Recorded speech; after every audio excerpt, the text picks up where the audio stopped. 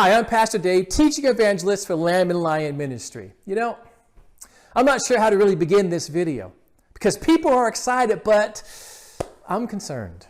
This week in the East Valley of Phoenix, Arizona, the first car-free neighborhood opened. It's called Culdesac, Tempe. The first car-free neighborhood built from scratch right here in the United States. Is this a good thing? Living in a rented apartment where you walk or bike throughout the complex, okay.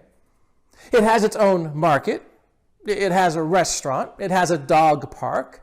It has many shared courtyards. So really, it sounds kind of peaceful. It sounds almost ideal. There's no automobile traffic. There's no automobile noise. Culdesac, which is the name of the developer, this is the first post-car real estate developer in the U.S. The post-car real estate developer, not a title I've used before. Culdesac Tempe is a car-free rental apartment community in Tempe, Arizona. It's 17 acres. They have 700 apartments and 50 shared courtyards.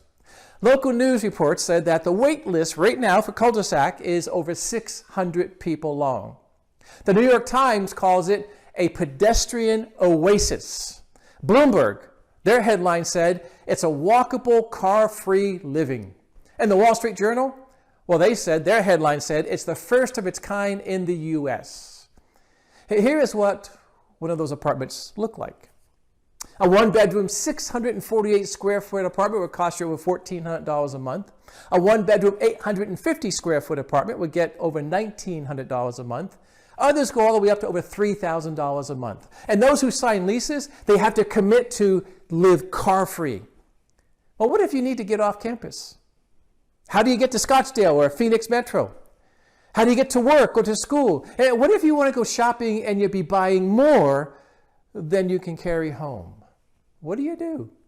See, their solution is, as a resident, you get some perks. You get 15% off all Lyft rides. There'd be free rides on the Metro, which is public transportation.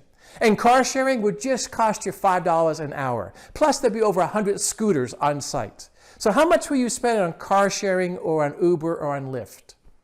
A few weeks ago, I did a video on the 15-minute cities in London. Here in Arizona, now you have a 5-minute community. Realize Phoenix is the 5th largest city in America. Tempe is part of the East Valley. Chandler, Gilbert, Mesa, and Tempe. According to the last census, Tempe's population was over 170,000. It's home to Arizona State University, to ASU. Culdesac, the developer, on their website claims they want to do this same structure, same thing, in other cities like Dallas and Denver. Another name for 15-minute cities, it's C40 cities. C40 is a group of mayors from cities around the globe saying they're willing to unite in planning and organizing these 15-minute cities. You don't need to leave home. Everything will be within 15 minutes. And they do have a steering committee. The chairman position does rotate. Currently, the mayor of London is the steering committee chairman. But also on this committee is the current mayor of Phoenix. What we're seeing here in Tempe is the beginning of the fulfillment of Agenda 2030 and their plan of sustainable development. This is why I'm concerned. This is why everybody else is excited and think this is a great idea, but I'm concerned. See, in 2015, the United Nations announced a set of 17 sustainable goals. Their plan was to reach these by 2030. That gave them 15 years to do so. But by 2021, they realized they were falling behind in the implementation of their goals. So in order to reach them by their 2030 target date, they publicly came out and said they're going to have to ratchet up their efforts, speed things up. About a year ago, what was a year ago, George Mason University, their School of Business, they did a case study on the proposed car-free neighborhood development. In their case study, they highlighted Culdesac, the developer, and the community they were building right here in Phoenix, in the East Valley of Phoenix. See, it all seems good in the beginning. Over the years, cities in America have changed to better fit the lifestyle of independence and home ownership. The history of cities in America can be broken down into 3 phases. In 1880, you had the walking cities. They had narrow, unpaved roads. You can still see streets like this, what they looked like 200 years ago in places like Philadelphia. Then phase 2 became what's known as the streetcar cities. That was about 1880 to about 1920. And in 1920, phase 3 came in. It was called the Automobile City. That's where we're at today. In 1992, the United Nations proposed Agenda 21. And when that program was announced, the tagline was, "Done for our good and for the greater good." Remember, that was 1992. Agenda 21 listed many of America's activities as unsustainable and targeted for elimination by 2030. Things like all private property ownership. Those rights were unsustainable and targeted for elimination. And then in 2020, the Great Reset comes in. The tagline is, "You'll own nothing and you'll be happy." Number 2 of Agenda 21 was all forms of crop irrigation was unsustainable. Well, today, we see farmland being destroyed. Number 3 was livestock production and most meat consumption. Agenda 21 said we would be living in a vegetarian world because meat consumption was said to be unsustainable and targeted for elimination. The Great Reset said you won't have hamburger or steak. Instead, you'll be offered bugs. Agenda 21, the 4th item was private ownership of vehicles and personal travel. They were deemed unsustainable and targeted for elimination. And now we have car-free communities. Number 5 was single-family homes and communities. Suburban communities were deemed unsustainable and targeted for elimination. Today, look at all the apartments being built. It seems they are everywhere. Number 6 was dams and reservoirs and golf courses, ski lodges, vacation resorts.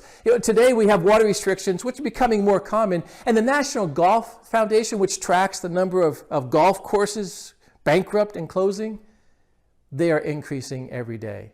What they said was going to happen is happening. Going back to our founding father, our first president, George Washington, he said there is no such thing as human rights without property ownership.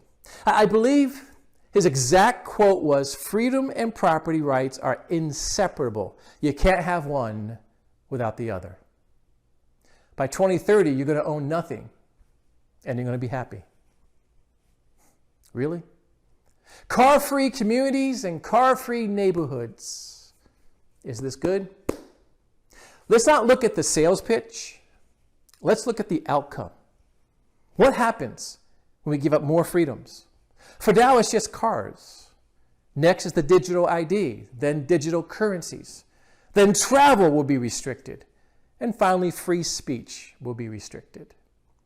If you are dependent on a greater power for everything, i.e. the government, then you're not free. The Great Reset, which is now being transitioned to the Great Narrative, is being fulfilled right before our eyes, and people are excited. It sounds good, but look at what the outcome will be, not what the sales pitch is. As I look around, I see people being all excited about this new development, but folks, I can't help just be concerned for the path we're heading down. Lord Jesus, Maranatha.